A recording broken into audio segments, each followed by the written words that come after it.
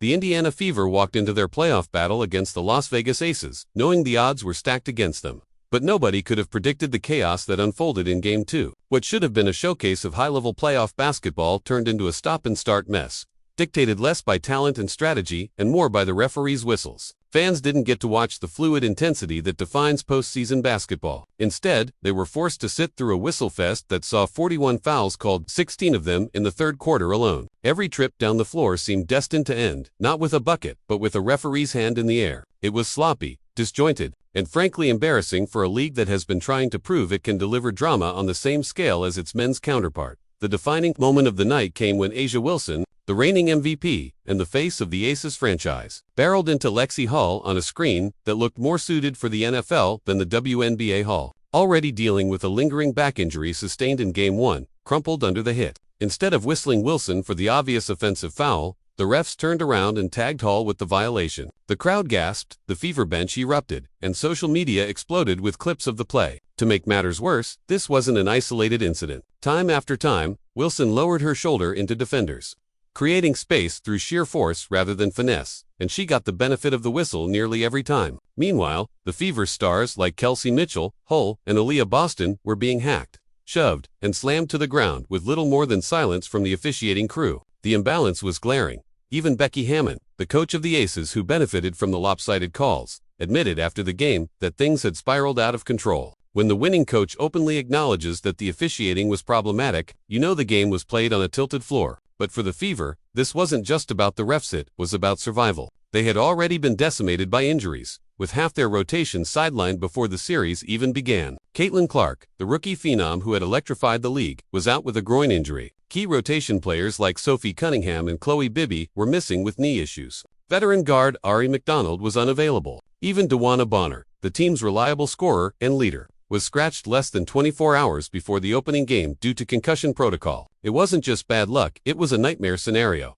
Still, the Fever came out swinging. In Game 1, Kelsey Mitchell put on one of the finest performances of her career, dropping 34 points against the defending champions and showing the kind of poise and skill that had defined her all season. She attacked relentlessly, hit jumpers from all angles, and silenced the Las Vegas crowd with her scoring outburst. That game, a 16-point Fever win on the road, sent shockwaves across the league. Indiana had walked into the champion's house and punched them square in the mouth. It was proof that even shorthanded, the Fever were no pushover. They had grit, they had resilience, and they weren't afraid of the bright lights. But Game 2 told a different story. After Mitchell's explosion in the opener, Las Vegas came in determined not to let her do it again. They smothered her with double teams, bumped her on every cut, and put hands on her every time she touched the ball. By the end of the night, she finished with just 13 points, not because she had suddenly forgotten how to score, but because she was playing against the Aces and the officiating crew at the same time. Every drive to the rim turned into a wrestling match, and every jumper came with a hand in her ribs. The whistles allowed it,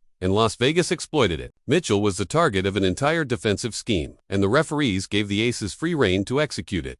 That's when Lexie Hull stepped into the spotlight. Hull wasn't even supposed to be a major factor in this series. She had been nursing a back injury from Game 1 and had spent the hours leading up to Game 2 in the trainer's room just trying to get cleared to play. But when her number was called, she answered with one of the gutsiest performances the Fever have seen in years. Hull hit 5 three-pointers, tying a franchise playoff record, and each one felt like a dagger against the noise and chaos. You could see her grimace after every fall, clutching her back, but she never stopped fighting. Every shot she made sent a jolt of life into Indiana. Every hustle play screamed resilience. She wasn't just scoring, she was making a statement. The Fever might be battered, they might be shorthanded, but they were not going to bow down. Odyssey Sims joined Hull in that fight, slipping past defenders, finishing through contact, and showing the kind of veteran toughness that playoff games demand. Sims gave Indiana a scoring punch off the dribble that kept the Aces from running away with it completely. Meanwhile, Aaliyah Boston battled in the paint like a warrior. She grabbed 13 rebounds and chipped in 10 points. But her real impact came in the sheer physical punishment she absorbed. Boston was double-teamed, shoved, and hacked every time she touched the ball, yet she never complained. She just kept grinding, possession after possession,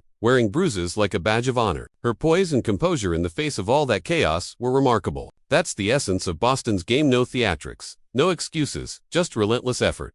The Fever lost that night, but they didn't lose their spirit. They were battered by fouls, bruised by physical play, and smothered by questionable calls. Yet they walked off the court with their heads high. Because here's the truth: the Aces didn't expose the Fever's flaws. They didn't prove Indiana wasn't good enough. They leaned on chaos, leaned on a whistle that never gave Indiana breathing room, and escaped with a win. But the series doesn't stay in Las Vegas, it flips to Gainbridge Fieldhouse, where more than 17,000 fans are waiting to erupt with every basket, every stop, and every whistle that finally goes their way. That's where the real story begins. Gainbridge hasn't hosted a Fever playoff game since 2016, and the energy in that building is going to be electric. The Fever aren't walking into that arena beaten down, they're walking in fueled by frustration and ready for redemption. Mitchell knows she has to find a way to break free from the clamps. Hull, bruised but defiant, knows she can be the spark. Boston, as steady as ever, knows she can anchor the paint no matter how many bodies crash into her. And the crowd, desperate for playoff basketball after nearly a decade of waiting, will be the sixth player on the floor. Home court doesn't heal injuries, but it fuels belief. And for a team that has thrived on belief all year long, that could be the difference.